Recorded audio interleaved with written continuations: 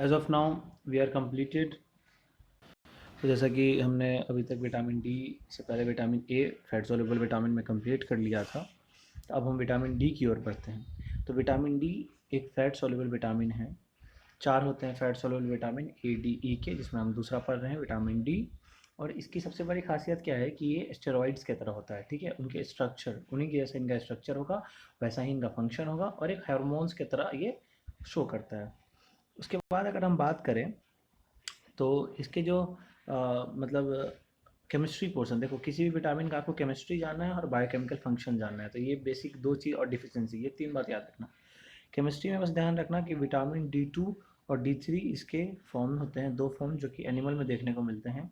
D two is also known as the vitamin D two is also known as the ergocalciferol and D is known as the cholecalciferol. Okay, they both are sterol in structure. और देखो अब कह सकते हो कि दोनों sterol structure, तो दोनों में डिफरेंस क्या है। तो जो तुम्हारा एर्गो कैल्सिफेरॉल है, यानी जो विटामिन डी टू है, वो उसमें एक एडिशनल मिथाइल ग्रुप और डबल बॉन्ड प्रेजेंट होता है, ठीक है। So they are the sources of vitamin D and they are refer to as a pro vitamins. Okay, तो देखो अब हम आपको एक चीज़ बताएंगे कि कोलेस्ट्रॉल बायोसिंथेसिस के टाइम पे क्या होता है कि एक 7 डिहाइड्रो कोलेस्ट्रॉल इंटरमीडिएट देखने को मिलता है। इंटरमीडिएट आपको पता होगा कि जो किसी भी रिएक्शन के बीच में प्रेजेंट होता है। On exposure to sunlight 7 dihydro cholesterol convert हो जाता है कोल कैल्सिफेरॉल में स्किन के अंदर। 7 डिहाइड्रो कोलेस्ट्रॉल कन्वर्ट हो जाए कोल कैल्सिफेरॉल जो कि स्किन में होता है, ठीक है, लाइट के एक्सपोजर से। तो विटामिन डी को इसलिए हम लोग सनशाइन विटामिन ही बोलते हैं। तो आपसे कोई पूछ सकता है कि why vitamin D is also known as sunshine vitamin, तो you have to say like that कि on course of cholesterol biosynthesis, one of the intermediate is 7 dehydrocholesterol that is formed as an intermediate. Okay, so it converted into cholecalciferol with the exposure of sunlight. तो sunlight के exposure से ये हुआ, that's why it is known as the sunshine vitamin. Now again come to the ATS, the absorption, transport and solution. The vitamin D जो होगा ना वो small intestine में एब्जॉर्ब होगा। देखो एब्जॉर्प्शन, ट्रांसपोर्ट और हम लोग स्टोरेज पर रहते हैं। एब्जॉर्प्शन वाले पार्ट में क्या होगा, कहाँ पे एब्जॉर्प्शन होगा इसकी, स्मॉल इंटेस्टाइन में, जिसमें बाइल एसेंशियल होता है, ठीक है। अब इसका ट्रांसपोर्ट कैसे हो रहा है, थ्रू लिम्फ के थ्रू हो रहा है, ये सर्कुलेशन में इंटर करता है, प्लाज्मा अल्फा टू ग्लोबुलिन से बाइंड करेगा और पूरे बॉडी में डिस्ट्रीब्यूट होता है, ठीक है। तो क्या हुआ कि ये तुम्हारा लिम्फ के थ्रू इसका ट्रांसपोर्ट होगा, प्लाज्मा अल्फा टू ग्लोबुलिन से ये कंबाइन करेगा और पूरे बॉडी में इसकी ट्रांसपोर्ट होगी, हो गया। उसके बाद लीवर और जो अदर टिश्यूज होते हैं वहाँ पे इनका क्या होता है, small amount of vitamin D का स्टोरेज वाला पोर्शन आपको वहाँ देखने को मिलेगा। तो ये तीन चीज़ हमें जानना था, जो कि तीन चीज़ हमने बता दिया। अब मेटाबॉलिज्म और बायोकेमिकल फंक्शन, हर विटामिन का जो बायोकेमिकल फंक्शन होता है वो बहुत इंपॉर्टेंट होता है। तो अब हम लोग मेटाबॉलिज्म और बायोकेमिकल फंक्शन की बात करते हैं। डी टू और डी थ्री जो होता है वो कि बायोलॉजिकल एक्टिव नहीं होते हैं, सो इनको मेटाबोलाइज हमारे ही बॉडी के अंदर होता है और ये अपने एक्टिव फॉर्म्स में कन्वर्ट होते हैं। मतलब जो vitamin D two is not is active form, ये मेटाबॉलिज्म के बाद ही एक्टिव फॉर्म में कन्वर्ट होगा। तो ना come to the 1 to 5 DHCC।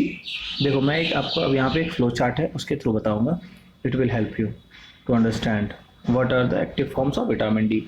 Now come to like this. देखो जैसे ही मैंने बताया था कि 7 dihydro cholesterol that is a intermediate of the intermediate of 7 dihydro cholesterol, that is the intermediate of the that is the intermediate of the, एक minute हो जाओ, मैंने एक चीज़ भूल ही गया था करना ना। मैंने पेन का इस्तेमाल ही अभी तक नहीं किया, दिमाग से निकल गया था पेन का इस्तेमाल करना। तो मैं एक चीज़ भूल, मतलब मैं आपको एक जो मेटाबॉलिज्म वाला पार्ट बता रहा हूँ कि vitamin D two is not active form, ये एक्टिव फॉर्म नहीं है। इसको एक्टिव फॉर्म में कन्वर्ट करने के लिए हमें मेटाबॉलिज्म वाला पार्ट देखना हो, कैसे विटामिन डी टू और डी थ्री दोनों एक्टिव फॉर्म नहीं है, ठीक है। तो कैसे हम लोग करेंगे, तो देखो सबसे पहले स्किन की बात करते हैं। स्किन में पहला रिएक्शन क्या होता है कि जो हमने बताया था 7 डिहाइड्रो कोलेस्ट्रॉल, तो हमने स्किन में बात बताया था आपको कि जब कोलेस्ट्रॉल की बायोसिंथेसिस होती है तो एक इंटरमीडिएट देखने को मिलता है 7 डिहाइड्रो कोलेस्ट्रॉल। जैसे ही लाइट का एक्सपोजर होता है तो वो कोल कैल्सिफेरॉल में कन्वर्ट हो जाता है, ठीक है। तो कोल कैल्सिफेरॉल में कन्वर्ट हो जाता है। आपको पता होगा कि कोल कैल्सिफेरॉल क्या होता है, आपको पता है कि cholecalciferol is nothing but vitamin D3। Vitamin D3 होता है कोल कैल्सिफेरॉल, ठीक है। तो इसके बाद हम देखोगे तो जो स्किन, और ये प्रोसेस चल कहाँ पे रहा है स्किन में, तो जैसे ही कोल कैल्सिफेरॉल बन जाता है वो वैसे ही ट्रांसपोर्ट हो जाता है लिवर के अंदर, ठीक है। और लिवर में कोल कैल्सिफेरॉल क्या होता है, लिवर में एक एंजाइम प्रेजेंट होता है that is known as 25 hydroxylase, ठीक है। इसको सीधे बोल सकते हो 25 OH भी, ठीक है। 25 हाइड्रोक्सिलेज, ठीक है, ऐसे लिख दोगे 25 OH ASE। तो 25 OH 25 हाइड्रोक्सिलेज के प्रेजेंस में क्या होगा, 25 हाइड्रोक्सी कोल कैल्सिफेरॉल में कन्वर्ट होता है। मतलब क्या होता है, कोल कैल्सिफेरॉल में 25 नंबर कार्बन पे जाके ये ब्रेक कर देता है, तो कन्वर्ट होता है 25 हाइड्रोक्सी कोल कैल्सिफेरॉल। देखो हमेशा मैं एक लिखने का तरीका बताता हूँ, बहुत ईजी होगा तुमको। 25 हाइड्रोक्सी है तो OH, कोल कैल्सिफेरॉल तुमको पता है कि D3 है तो OH D3, 25 OH D3 में कन्वर्ट हो गया, ठीक है। अब जैसे ही 25 OH D3 में कन्वर्ट होता है वैसे ही वो किडनी में ट्रांसपोर्ट होता है। तो किडनी में 25 OH D3 है, किडनी में भी एक एंजाइम प्रेजेंट होता है दैट इज 1 हाइड्रोक्सिलेज, ठीक है। तो 1 हाइड्रोक्सिलेज 25 हाइड्रोक्सिलेज 25 नंबर कार्बन पे डाला, उस तरह से 1 हाइड्रोक्सिलेज 1 नंबर कार्बन पे अटैक करेगा, 1 कार्बन पे अटैक करके क्या बना देगा 125 DHCC, and that is the active form of vitamin D, and that is the calcitrol। 125 DHCC का मतलब समझो क्या हुआ। 125 DHCC का मतलब ये हुआ कि DHCC मतलब डाई हाइड्रोक्सी कोल कैल्सिफेरॉल, 125 डाई हाइड्रोक्सी कोल कैल्सिफेरॉल, इसका नाम इसीलिए ये पड़ा 125 DHCC, 125 डाई हाइड्रोक्सी कोल कैल्सिफेरॉल। और ये तुम्हारा ये जो कैल्शियम फॉस्फेट देख रहे हो ये हम तुमको बताएंगे थोड़ी देर के बाद, इसलिए अभी इस पर ज़्यादा स्ट्रेस मत लो। अब यही किडनी से क्या हुआ कि यही कैल्सिट्रॉल that is the active form of vitamin D ये बाहर आया, और उसके बाद यही कैल्सिट्रॉल आगे जाके फंक्शन करता है। मतलब active form of vitamin D तुम्हारा हो गया कैल्सिट्रॉल। यही हर जगह तुम्हारा क्या होता है ना कि विटामिन डी का एक्टिव फॉर्म यही होगा, यही हर जगह जाके काम करता है, ठीक है। अब इसके बारे में आगे हम बताते हैं आपको, ठीक है। तो ये बेसिक मेटाबॉलिज्म था कि स्किन में क्या क्या चल रहा था। स्किन में देख लिए तुम कि कोल कैल्सिट्रॉल बना, कौन कैल्सिट्रॉल लिवर में 25 OH बना। उसके बाद तुमने देखा कि किडनी में कैल्सिट्रॉल बना, किडनी से कैल्सिट्रॉल बाहर आएगा। तो चलो हम आगे बताते हैं तुमको। तो कहाँ गया, हाँ अब देखो हमने ये बोला कि विटामिन D2 और D3 जो होते हैं वो बायोलॉजिकल एक्टिव नहीं होते हैं, ये बॉडी में मेटाबोलाइज होते हैं और एक्टिव फॉर्म में कन्वर्ट होते हैं, ठीक है। ये चीज़ हमने पहले ही बताया था तुमको। अब देखो 125 DHCC का सिंथेसिस कैसे हुआ था, ये चीज़ मैंने तुमको समझा दिया है कि स्पेसिफिक हाइड्रोलाइज लिवर में होता है, 25 OH D3 बनता है वहाँ पे। फिर उसके बाद किडनी में एक एंजाइम होता है 1 हाइड्रोक्सिलेज, ठीक है, which hydrolyse 25 hydroxy position at position number 1 पे करेगा, जैसे 125 बन गया, इसको हम कैल्सिट्रॉल बोलते हैं। बोथ हाइड्रोक्सिलेज लिवर और किडनी, इसमें रिक्वायरमेंट होता है साइटोक्रोम P450, NADPH और oxygen for the hydroxylation process. तो ये तीन चीज़ बड़ा इंपॉर्टेंट है, याद रखना कि इस एंजाइम के लिए साइटोक्रोम P450, NADPH और ऑक्सीजन की एसेंशियलिटी होती है। अब देखो रेगुलेशन की बात करते हैं। अब हम लोग देखेंगे वो जो तुम साइड में देख रहे थे ये वाला चीज़ सब कि मतलब ये PTH लो फॉस्फेट क्या है, उसके बाद तुम देख रहे थे कि कैल्शियम फॉस्फेट ऑब्जॉर्प्शन क्या है, फिर तुम देख रहे थे कि ये सब क्या है अलग अलग। अब हम लोग इसके बारे में पढ़ते हैं, ठीक है। तो घबराने वाली कोई बात नहीं है, इसके बाद और अच्छे से क्लियर हो जाएगा। आइए आगे देखते हैं। देखो जो कंसंट्रेशन होता है ना 125 DHCC का वो रेगुलेट होता है plasma level of calcium and phosphate the control hydroxylation. और यही अगर कैल्शियम और फॉस्फेट का लेवल, मान लो कि विटामिन डी का बॉडी में कोई कमी नहीं है, ठीक है, तो जाहिर सी बात है कि वो विटामिन डी का प्रोडक्शन नहीं होगा। लेकिन अगर विटामिन डी की कमी होगी तो विटामिन डी का प्रोडक्शन होगा। तो ये फीडबैक मैकेनिज्म पे काम करता है कि अगर ज़रूरत है तो बनेगा, नहीं ज़रूरत नहीं बनेगा। तो वही 125 DHCC जो है वो डिपेंड करता है कि कैल्शियम और फॉस्फेट, अगर हमारे बॉडी में कैल्शियम फॉस्फेट का बहुत ज़्यादा अमाउंट है तो 125 DHCC का कम मतलब वो नहीं बनेगा। लेकिन अगर इसका लेवल लो हो गया तो इसको प्रोडक्शन हाई हो जाएगा, ठीक है, इसका प्रोडक्शन हाई हो जाएगा जिससे वो इसको इक्विवेलेट करे। तो कॉन्सेप्ट को समझना है यहाँ पे। तो concentration of 125 DHCC of plasma level of calcium and phosphate से रेगुलेट होगा, कंट्रोल करता है ये hydrogen. Low plasma phosphate 25 hydroxy cholecalciferol 1 hydroxylase low plasma enhance the production of parathyroid टर्नएटिव बनाते। देखो याद रखो, अगर प्लाज्मा में, ठीक है, प्लाज्मा में तुम्हारा फॉस्फेट का लेवल घट गया तो क्या होगा, 1 हाइड्रोक्सिलेज जो एंजाइम था उतना लंबा 25 हाइड्रोक्सी कोल कैल्सिफेरॉल बनाने से याद रखो, सीधा 1 हाइड्रोक्सिलेज याद रखो।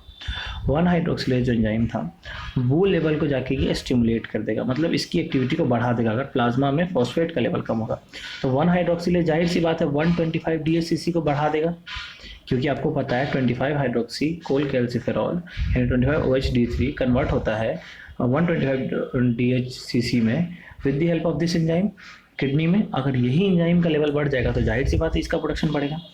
और अगर कैल्शियम का लेवल लो, प्लाज्मा कैल्शियम, अगर कैल्शियम का लेवल डाउन है तो क्या होगा, तो क्या होता है, प्रोडक्शन किसका इंक्रीज करता है, पीटीएच पैराथायरॉयड हार्मोन का, जो कि इनडायरेक्टली क्या करता है, मतलब इनडायरेक्टली नहीं, मतलब वो क्या कर रहा है कि वो भी 1 हाइड्रोक्सिलेज के लेवल को ही बढ़ा रहा है। फॉस्फेट की कमी होने से क्या हुआ तुमको पता चल गया।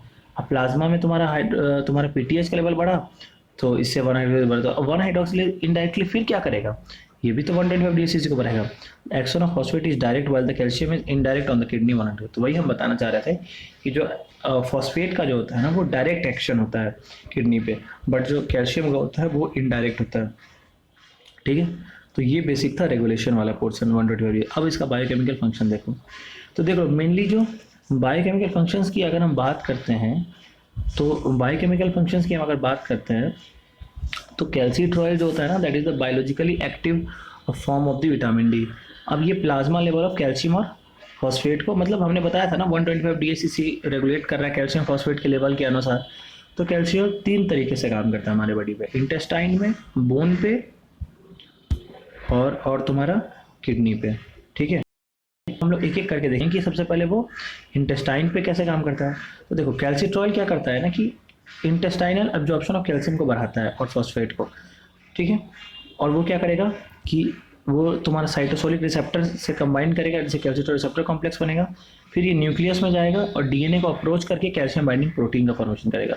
और ये प्रोटीन जो होता है ना वो calcium Uptake by the intestine को बढ़ा देगा, मतलब इंटेस्टाइन ज़्यादा से ज़्यादा कैल्शियम का एब्जॉर्प्शन करने लगेगा, ठीक है। और ये स्टेरॉइड्स में सिर्फ हमने पहले ही बता दिया स्टेरॉइड की तरह काम करता है।